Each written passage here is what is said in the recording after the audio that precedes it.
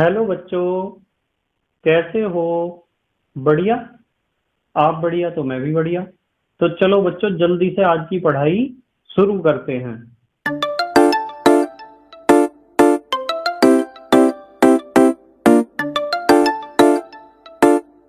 देखो बच्चों, ध्यान से।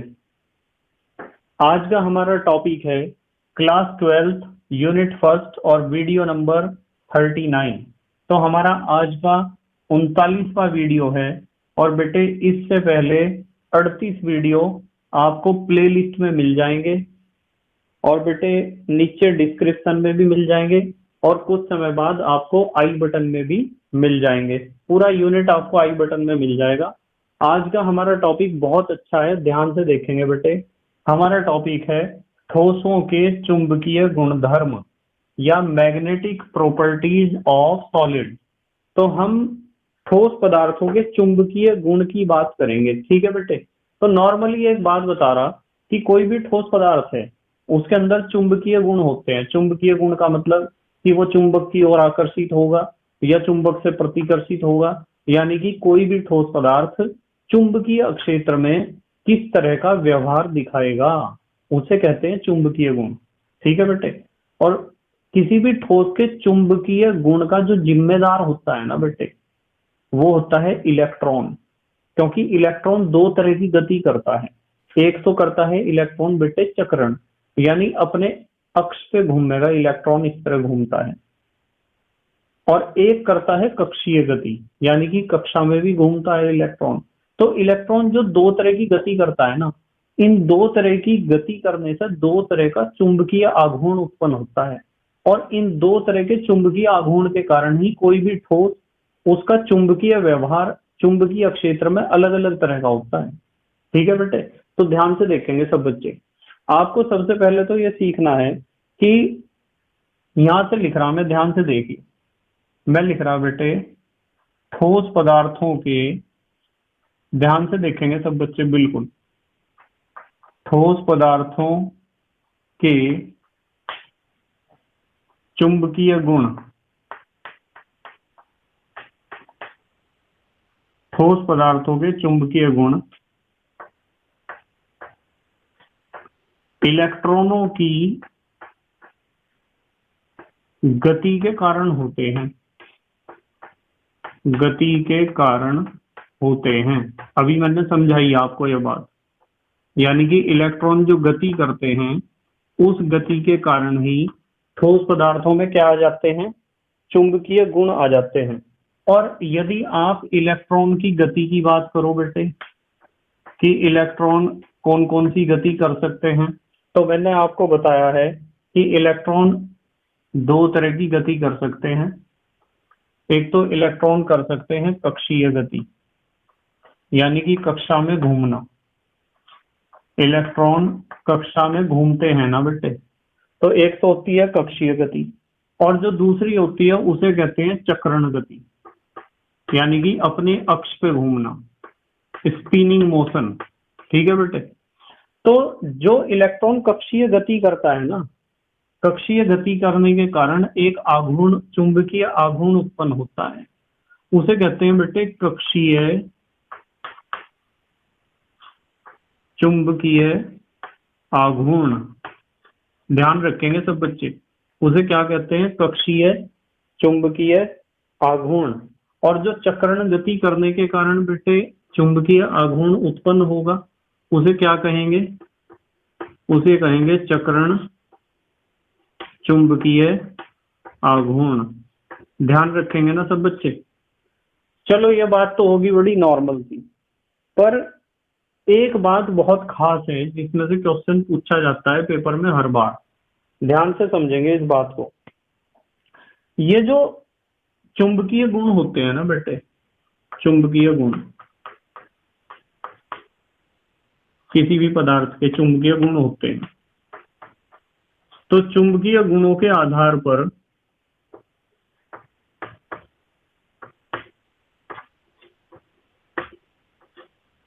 चुंबकीय गुणों के आधार पर ठोस पदार्थ कह दो या पदार्थ कह दो, एक ही बात है। पदार्थ 5 प्रकार के होते हैं।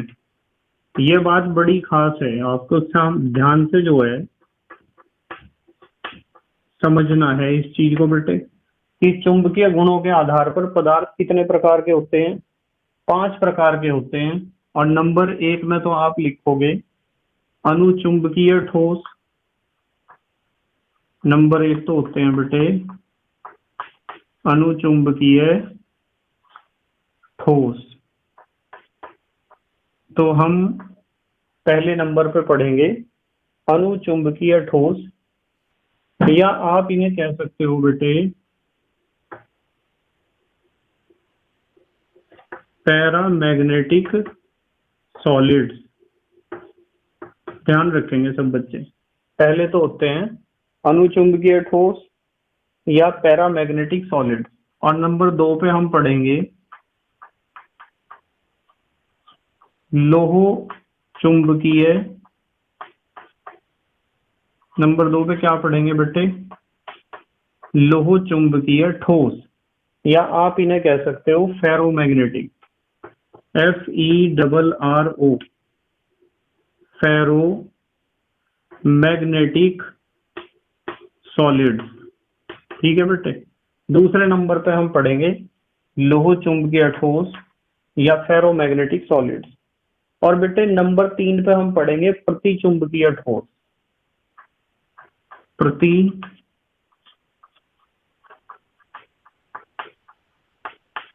चुंबकीय ठोस, या प्रतिचुंबकीय ठोस को आप कह सकते हो डायामैग्नेटिक।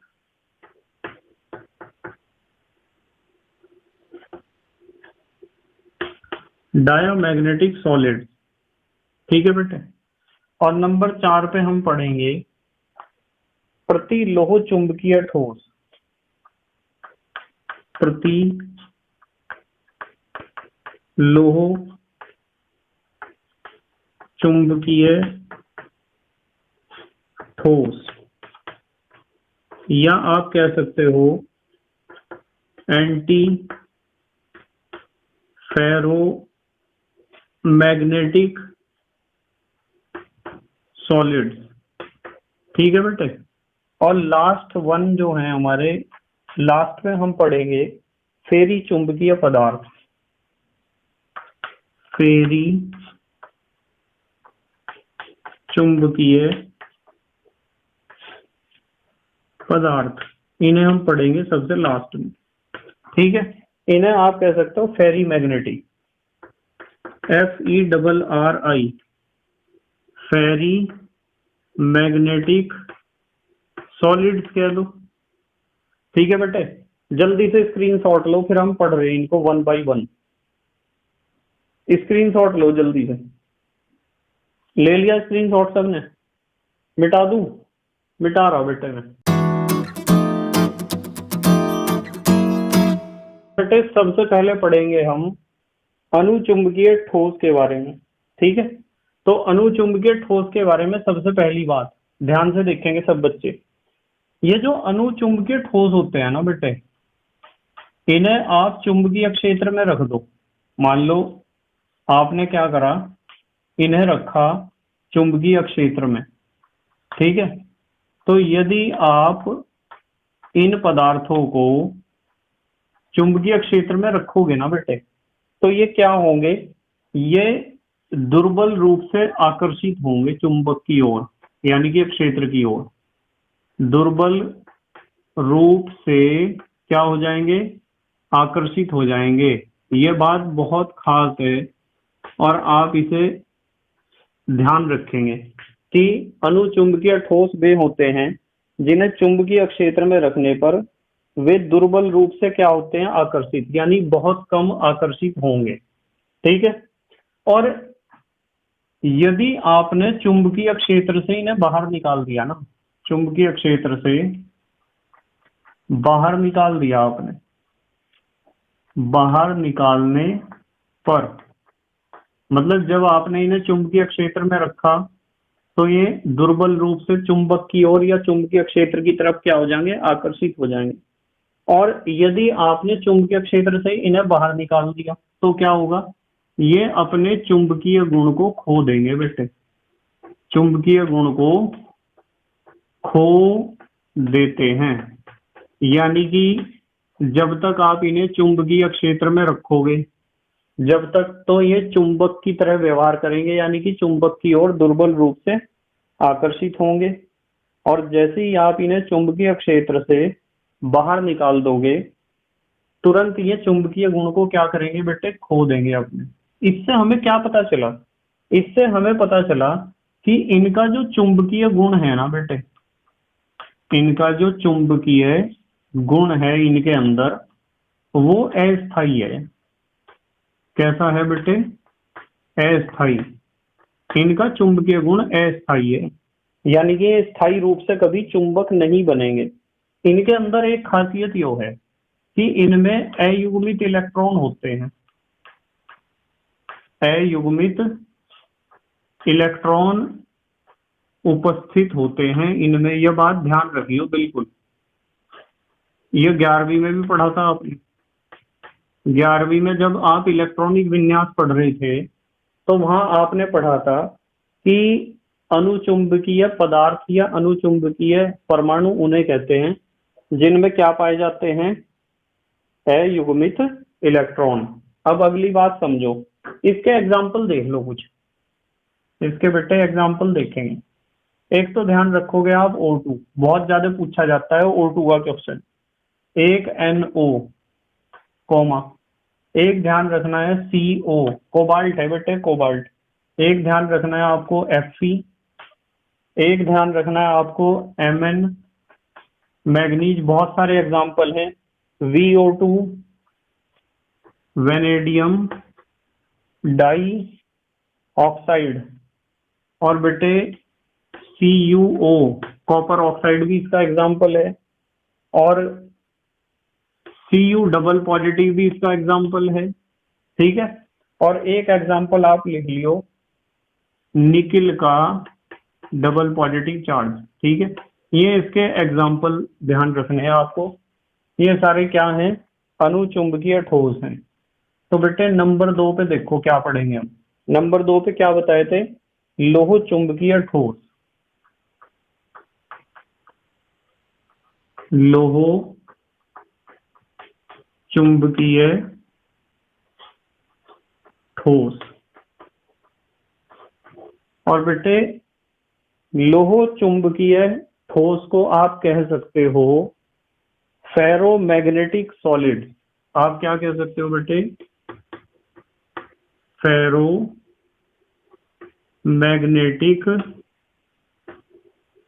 सॉलिड। इनके बारे में पढ़ेंगे हम। चलो, लोह चुंबकीय ठोस या फेरोमैग्नेटिक सॉलिड। फेरोमैग्नेटिक सॉलिड का मतलब यह है कि यदि आप इन्हें चुंबकीय क्षेत्र में रखोगे ना, चुंबकीय क्षेत्र में रखने पर, यदि आप इन्हें चुंबकीय क्षेत्र में रखोगे ना, तो ये प्रबल रूप से आकर्षित होंगे बेटे। देखो ऊपर वाले कैसे हुए थे, दुर्बल रूप से आकर्षित हुए थे, और ये होते हैं प्रबल रूप से आकर्षित। ध्यान रखेंगे सब बच्चे बिल्कुल कि जो अनुचुंबकीय हैं वे तो क्या थे, दुर्बल रूप से आकर्षित थे, और लोह चुंबकीय क्या हैं, प्रबल रूप से आकर्षित होते हैं यदि आप उन्हें चुंबकीय क्षेत्र में रखते हो। दूसरी बात, चुंबकीय क्षेत्र से हटाने पर, चुंबकीय क्षेत्र से हटाने पर, यदि आप इन्हें चुंबकीय क्षेत्र से हटा लोगे ना, किन्हें बेटे, लोह चुंबकीय ठोस को, तो ये स्थायी चुंबक बन जाते हैं। स्थायी चुंबक बन जाते हैं।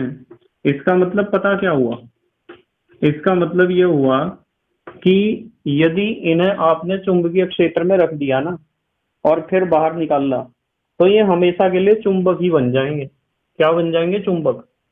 ठीक है, एक बात ये ध्यान रखनी कि इनके जो आयन है ना बेटे, इनके जो बहुत सारे आयन हैं, उनके खंड आयनों के खंड आपस में जब मिलेंगे, मतलब कई सारे आयनों के खंड आपस में मिले, तो वे जो आयनों का ग्रुप होगा उस ग्रुप को आप कहोगे डोमेन। क्या कहोगे? डोमेन। तो मैंने लिखा यहाँ, क्या लिखा देखो जरा ध्यान से। मैंने लिखा कि इनके आयनों के खंड आपस में मिलकर क्या बनाते हैं? डोमेन बनाते हैं। डोमेन मतलब कैसे?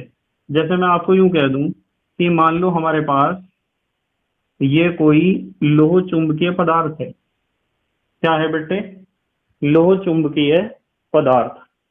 और इस लोह चुंबकीय पदार्थ में मैंने इसके 4 टुकड़े ऐसे बना दिए, 4 खंड बना दिए, तो ये 4 बन गए डोमेन।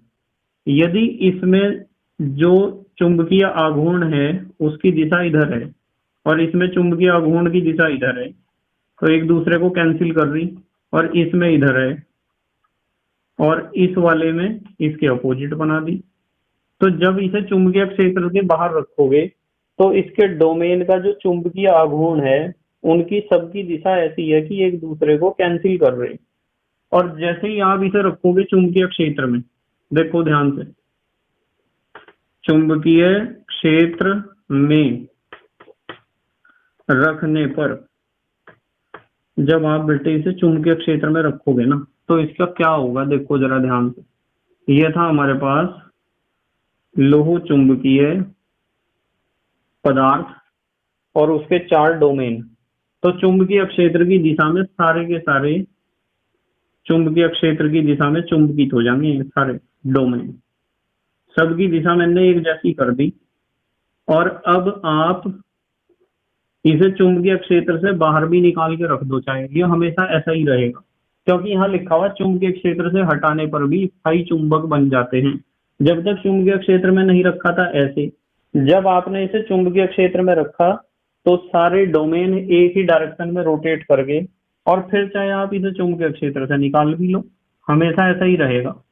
अब एग्जाम्पल देख लो बेटे। एक तो ध्यान रखना है आपको, इसका एग्जाम्पल Fe, एक कोबाल्ट और एक निकिल, और एक बेटे आपको ध्यान रखना है CrO2। ये एग्जाम्पल ध्यान रखियो आप। अब आप जल्दी से स्क्रीनशॉट लो, जल्दी लो स्क्रीनशॉट, फिर मैं अगली चीज पढ़ा रहा आपको। ले लिया स्क्रीनशॉट? सब बच्चों ने, हमारे देश के प्यारे बच्चों ने स्क्रीनशॉट ले लिया क्या? मिटा दूं बेटे? मिटा रहा मैं।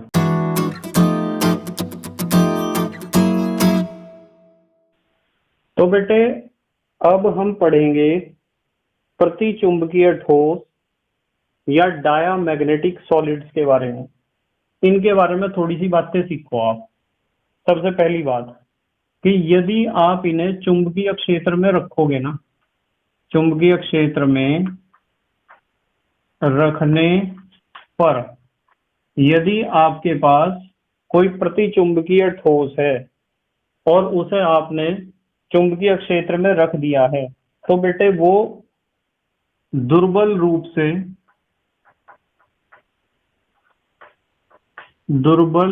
से प्रतिकर्षित होगा। दुर्बल रूप से क्या होगा बेटे? प्रतिकर्षित। क्योंकि प्रतिचुंबकीय ठोस है ना, इसलिए प्रतिकर्षित होगा। एक चीज और ध्यान रखनी इसमें, जो आपने 11वीं में भी पढ़ी थी, कि सभी इलेक्ट्रॉन, इसके अंदर जितने भी इलेक्ट्रॉन होंगे ना बेटे, वे सारे युग्मित होंगे, यानी जोड़ों में होंगे। सभी इलेक्ट्रॉन कैसे होते हैं? युग्मित, जोड़ों में होते हैं, जोड़े बने हुए होते हैं। जैसे इसके एग्जाम्पल देख लो कुछ। एक तो ध्यान रखना है आपको H नेगेटिव, कोमा, एक ध्यान रखना है Li पॉजिटिव, एक ध्यान रखना है Be डबल पॉजिटिव, एक ध्यान रखना है F negative, O double negative, और बेटे Zn पॉजिटिव, Ag पॉजिटिव। ये याद रखने, इनमें से कुछ आप याद रख लियो, ठीक है। वेनेडियम पेंटा ऑक्साइड और H2O, ये कुछ एग्जाम्पल हैं जो आप ध्यान रखोगे, ठीक है बेटे। अच्छा एक चीज बता रहा हूं मैं आपको, एक नोट लिख लो, बहुत अच्छी सी बात बताऊंगा ये। नोट को अलग कलर के पेन से लिखा करो आप एक बात ध्यान रखना कि टाइटेनियम ऑक्साइड होता है ना, जो ये TI लिखा, ध्यान रखियो, टाइटेनियम ऑक्साइड। टाइटेनियम ऑक्साइड यदि शुद्ध अवस्था में है, जो लिख रहा मैं, शुद्ध अवस्था में, यदि बेटे टाइटेनियम ऑक्साइड शुद्ध अवस्था में होगा ना, तो वो प्रतिचुंबकीय होगा। क्या होगा वो? प्रतिचुंबकीय गुण दिखाएगा। यदि वो कैसी अवस्था में होगा? शुद्ध अवस्था में होगा तो प्रतिचुंबकीय होगा। ध्यान रखनी है बात आपको। और एक बात और ध्यान रखनी, यदि उसके अंदर कोई क्रिस्टल दोष है, क्रिस्टल दोष होने पर, यदि उसके अंदर क्या है, कोई क्रिस्टल डिफेक्ट है, किसके अंदर? टाइटेनियम ऑक्साइड के अंदर, तो बेटे वो फिर होगा अनुचुंबकीय। ये क्वेश्चन पेपर में पूछा जाता है, आप इस चीज को ध्यान रखोगे बिल्कुल, कि टाइटेनियम ऑक्साइड यदि शुद्ध अवस्था में है तो होगा प्रतिचुंबकीय, और यदि क्रिस्टल दोष है उसके अंदर तो होगा बेटे कैसा? अनुचुंबकीय। अब हम नंबर 4 पे आ गए। नंबर 4 पे आपको बताए थे प्रति लोह चुंबकीय, क्या बताए थे बेटे? प्रति लोह चुंबकीय ठोस, या इन्हें आप कह सकते हो, क्या कह सकते हो बेटे? Antiferromagnetic solid. चलो इनके बारे में बात कर रहे हैं। प्रति लोह चुंबकीय ठोस या एंटी फेरो मैग्नेटिक सॉलिड्स, इनके बारे में सबसे पहली बात कि इनकी जो संरचना होती है ना बेटे, इनकी जो बनावट होती है, इनकी प्रति लोह चुंबकीय पदार्थों की, वो लोह चुंबकीय ठोस जो होते हैं ना, उनके समान होती है। यानी कि इनकी संरचना लोह चुंबकीय ठोस के समान होती है। दूसरी बात, इसमें बेटे अयुग्मित इलेक्ट्रॉन उपस्थित होते हैं। अयुग्मित इलेक्ट्रॉन इसमें उपस्थित होते हैं। एक ये चीज भी आपको ध्यान रखनी है, कैसे इलेक्ट्रॉन उपस्थित होते हैं? अयुग्मित। एक चीज ध्यान रखनी है कि इनके डोमेन जो है ना बेटे, डोमेन अभी बताए थे मैंने, इनके जो डोमेन होते हैं वो विपरीत दिशा में होते हैं। विपरीत दिशा में इनके डोमेन होते हैं, विपरीत दिशा में। जैसे मैं बता रहा, 1 2 3 4 5 6 डोमेन बना दिए। यदि इलेक्ट्रॉन इसका चक्रण ऊपर है तो इसका नीचे, इसका ऊपर है तो इसका नीचे, इसका चक्रण ऊपर है तो इसका नीचे। यानी कि जितने डोमेन होंगे उनमें से आधों का चक्रण जिस दिशा में है तो आधों का चक्रण उसके क्या होगा? जस्ट अपोजिट होगा। इसलिए जब सबके चक्रण एक दूसरे के विपरीत हैं, विपरीत दिशा में हैं, तो इसलिए कुल चुंबकीय आघूर्ण कितना होगा बेटे? कुल चुंबकीय आघूर्ण यदि हम निकाल लें, जब इनके चुंबकीय आघूर्ण एक दूसरे के विपरीत दिशा में हैं, डोमेन का डायरेक्शन अपोजिट है, तो कुल चुंबकीय आघूर्ण तो बेटे 0 होगा। इसके चुंबकीय आघूर्ण ने इसे खत्म कर दिया, इसने इसे, तो कुल चुंबकीय आघूर्ण कितना होगा बेटे? 0। अब इसके एग्जाम्पल देख लो आप ध्यान से। इसके एग्जाम्पल, एक तो ध्यान रखना है आपको MnO मैग्नीज ऑक्साइड, एक कोबाल्ट ऑक्साइड ध्यान रखना है, और बेटे एक MnO2 मैग्नीज डाइऑक्साइड ध्यान रखना है, एक CrO3 क्रोमियम ट्राइऑक्साइड ध्यान रखना है, एक Fe2O3 ध्यान रखना है, और एक ध्यान रखना है FeO। ये कुछ एग्जाम्पल्स हैं जो आपको ध्यान रखने हैं। ठीक है बेटे, जल्दी से स्क्रीनशॉट लो। मैं अगला पढ़ा रहा, इससे अगला 5वें वाला। ठीक है, फेरी चुंबकीय पदार्थ, जल्दी से लो स्क्रीनशॉट। ले लिया सबने स्क्रीनशॉट? मिटा दूं? मिटा रहा बेटे।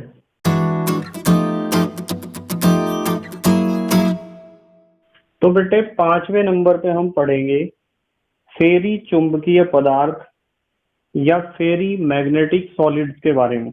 ठीक है बेटे, तो इसमें भी एक बात ध्यान रखनी है आपको कि इनकी जो संरचना होती है ना, इनकी जो बनावट होती है, ठीक है, इनकी संरचना भी लोह चुंबकीय पदार्थों के समान होती है। लोह चुंबकीय पदार्थों के समान। एक तो ये चीज ध्यान रखनी है आपको कि इनकी संरचना भी लोह चुंबकीय पदार्थों के समान होती है। और बेटे इनके जो डोमेन होते हैं ना, डोमेन, इनके डोमेन विपरीत तो होंगे। इनके डोमेन बेटे विपरीत तो होंगे एक दूसरे के, परंतु असमान होंगे। विपरीत तो होंगे परंतु असमान। मतलब इसका मतलब पता क्या है, जैसे 1 2 3 4 5 बना दिए मैंने डोमेन, चलो 6 बना दिए। इसका डायरेक्शन इधर है, इसका डायरेक्शन इधर है, इसका इधर है, इसका इधर है, इसका इधर है। और ध्यान से देखते रहिए, ऊपर 2 3 और नीचे कितने, देखो विपरीत तो हैं, पर ऊपर की तरफ तो मैंने बनाए 1 2 3 4 और नीचे बनाए 2, तो ये असमान ही तो हैं। यदि 6 में से 3 ऊपर होते और बेटे 3 होते नीचे, तो हम कहते कि विपरीत भी हैं और समान रूप से विपरीत हैं, तो कुल चुंबकीय आघूर्ण कितना होता है? 0। पर इसलिए कुल चुंबकीय आघूर्ण 0 होगा क्या, बताओ? इनका जो कुल चुंबकीय आघूर्ण होगा वो 0 तो नहीं होने का, तो हम लिखेंगे नॉट इक्वल्स टू 0। इनका नहीं होता 0, क्योंकि समान रूप से तो नहीं है बेटे, विपरीत। अब एक चीज ध्यान रखनी है, यदि आप इन्हें चुंबकीय क्षेत्र में रखोगे ना, चुंबकीय क्षेत्र में रखने पर, मान लो आप इन्हें चुंबकीय क्षेत्र में रख रहे, तो चुंबकीय क्षेत्र में रखने पर ये दुर्बल रूप से आकर्षित होते हैं। दुर्बल रूप से आकर्षित होते हैं।